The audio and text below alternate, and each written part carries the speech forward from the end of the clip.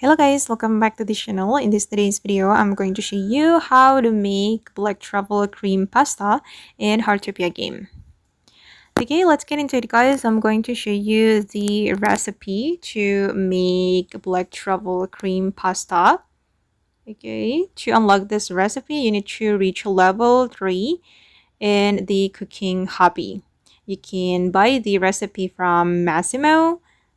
Just visit his store at the Winter Utopia and you will unlock this Black Truffle Cream Pasta recipe. And these are the ingredients that you need guys. You will need the Black Truffle Mushroom. For this ingredient, you can collect it from the Forest Island. If you still don't know how to find this Black Truffle Mushroom, you can watch my previous video. Okay, and then you will need wheat. You can plant the wheat in your garden and harvest it. And then for the milk, you can buy it from Masimo cooking store. And then you're going to start cooking once you already have all the ingredients. Okay.